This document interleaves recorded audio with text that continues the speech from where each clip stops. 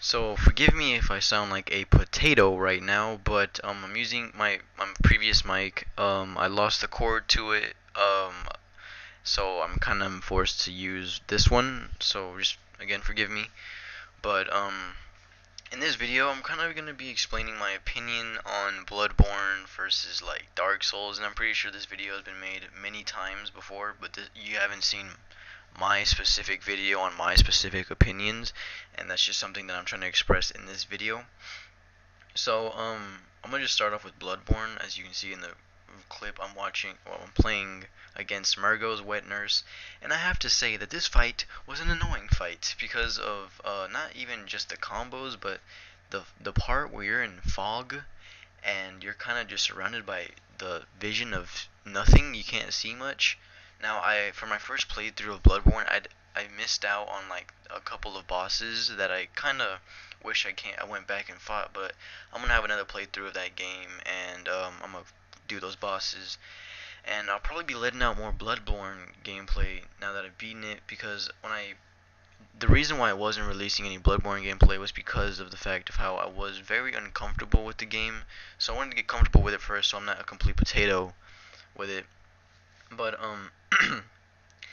let's just start off with how Bloodborne starts. You start off in the beginning and all that, and it's a good start and it's a good mid game and all. But when the thing I noticed is Bloodborne has a good amount of fights. I'm not sure exactly how many, but I know that Dark Souls has 19 in vanilla and about 24 in when it comes with DLC.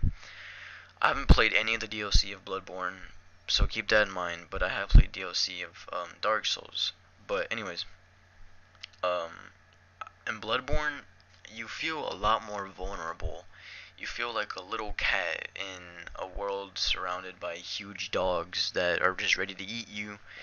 And the damage you do might just be the build. And actually, I know it's the build that I chose because I went with a pretty no, I just didn't have my weapon all the way upgraded for most of this playthrough, but um yeah, I just know you feel so vulnerable in this game. You feel it's meant to scare you more than Dark Souls is. It's meant to kind of put you in that vulnerable state and have you feel like you're back in the corner no matter what position you're actually in. And I kind of like that. I do. I kind of like that because it's just something that I don't have with Dark Souls. For one, Dark Souls just doesn't give you that feeling, and another thing is I'm just so comfortable with Dark Souls that it's just really hard for me to get intimidated by anything anymore. And the only thing that really intimidates me is Madeir, because I haven't fully mastered that fight the way I have with the whole vanilla. But anyways, back to Dark Souls. I mean, wow, back to Bloodborne.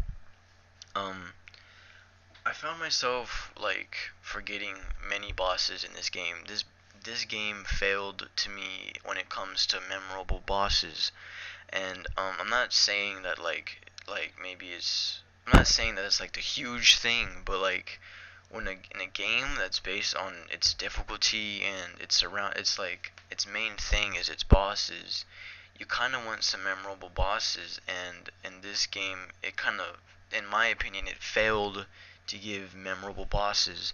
Now, if you enjoy the bosses and you enjoy every bit of the bosses, then I completely understand that. Like this game is very fun. It still is fun, but the bosses are very.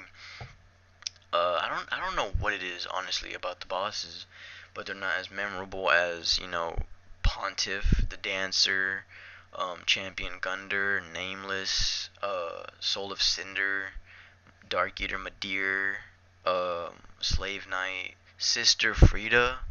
Like all of those fights are. Oh, and the Abyss Watchers. All of those fights are beautiful. Those fights are beautiful, and I didn't find myself being like, wow, but like shocked by some of these bosses. Like they were all just kind of monstrosities of things that like they may have had their own things that made them creative, but there's things about the Abyss Watchers, things about Pontiff, and things about every other fight that I listed that make them memorable and good in their own way. So let's talk about like the lore in Bloodborne. Well, first of all, the lore in Bloodborne is a lot. I don't completely understand the lore, but I know most of it, and I know enough to know that the lore in Dark Souls is a lot better, a lot better. But I can't be mad at the lore in Bloodborne, because in Bloodborne, um, the lore is still fantastic. It is still really well. The From Software still did their amazing job at keeping up with lore, and making it good. And that's kind of what I have to say about Bloodborne. It's overall a really good game, but again, in my opinion, Dark Souls is better. So I could have gone more in depth with that, but I'm not trying to make this video like last for years. So there's that. Now on to, you can't forget this boss fight. It's a good boss fight. You have to stay on your toes this fight, and you're kind of forced to be as pretty careful. And yeah, the intervals to hit, you have to choose when to, or you're just gonna get smacked, and your health bar will disappear on some quick combos that he'll just pull out of nowhere, and you'll just not expect it. um this fight is beautiful. The music sets in, and you're just like, you're in the zone, you're feeling it, and you just gotta know to expect a lot of things that you that you gotta expect the unexpected in this fight. And that's kind of a thing that they really did well in this fight, was they they made you have to pay attention. You're forced to be on your best skill set that you could ever put yourself in.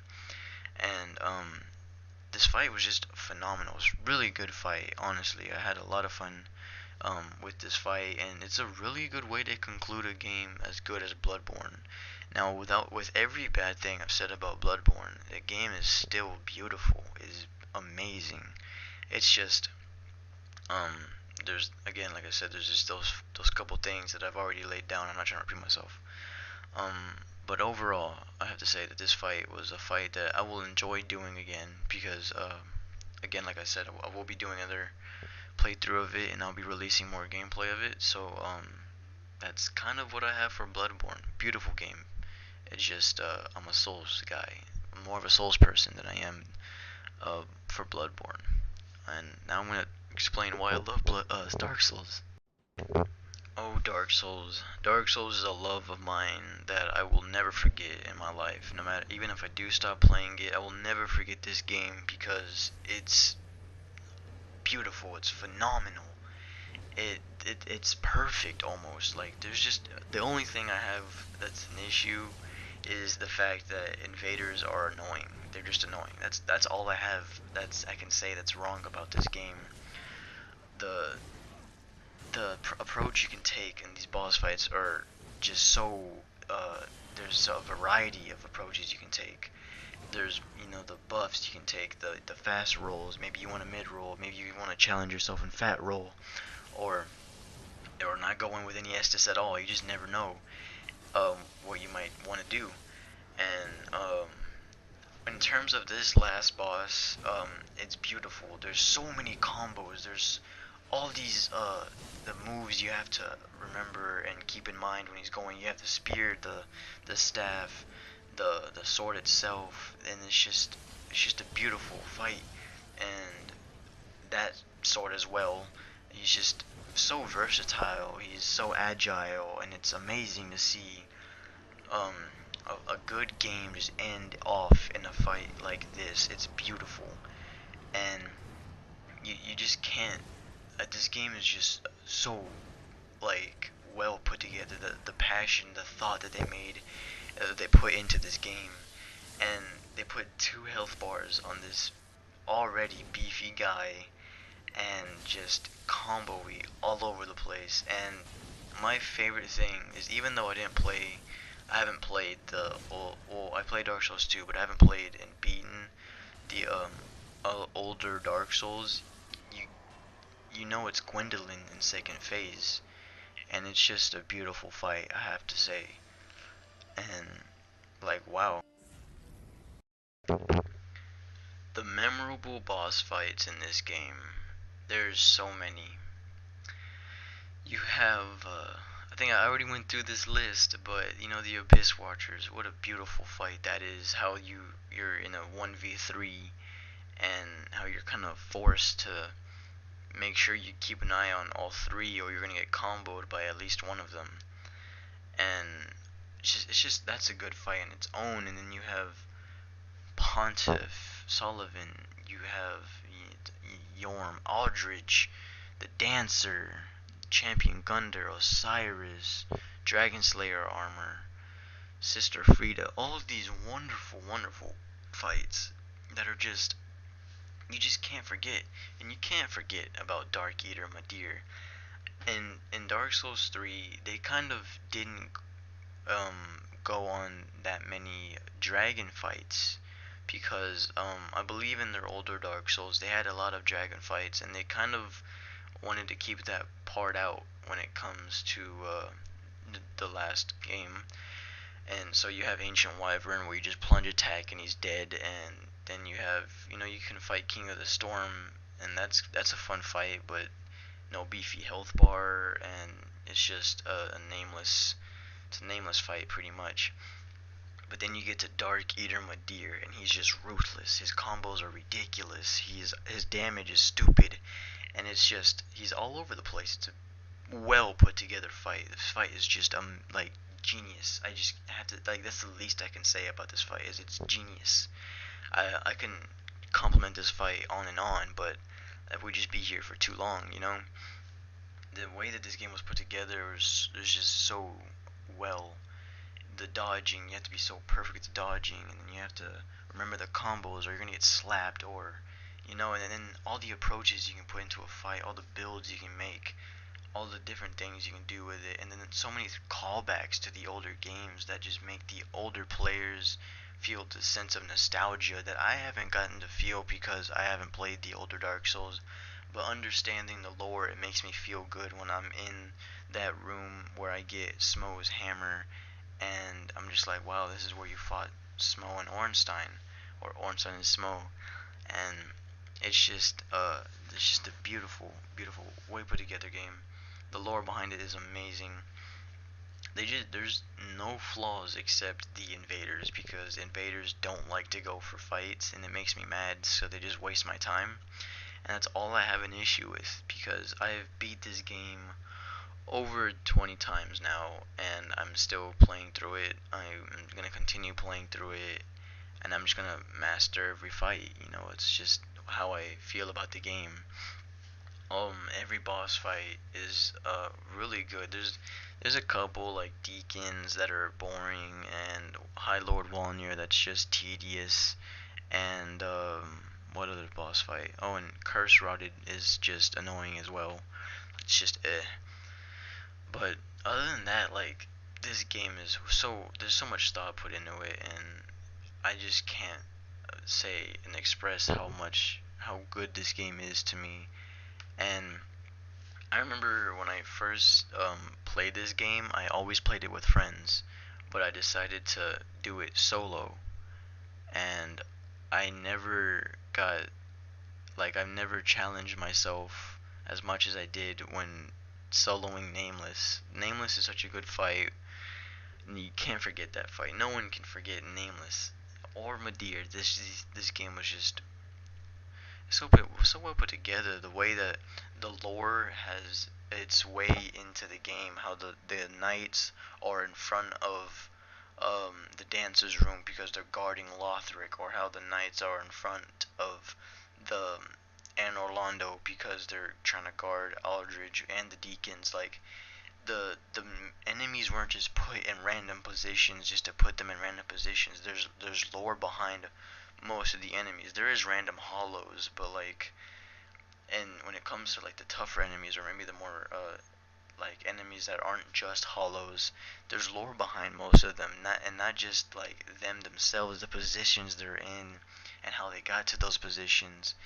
And the least I can say is that this game is brilliant. They put so much time in this game. It's just amazing. all the things and all the memories that this game has for me, I will just never forget. And I have to say that I enjoy Dark Souls a lot more than I do Bloodborne. But like I said, I will go back to playing um, Bloodborne, and I will release more of it.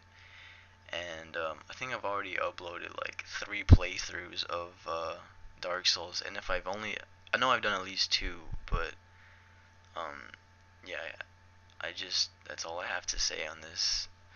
I Let me know what you think. If Bloodborne's better, then let me know why, and if you think Dark Souls is better, then let me know why, because I still just want to know. The game is beautiful, we know that, but there might be some things that you like about it more. But that's all I have today, and I hope you liked this video, and I had a lot of fun making it. So thank you for watching. It's been Angel 4. Please like, comment, subscribe, and I'm out.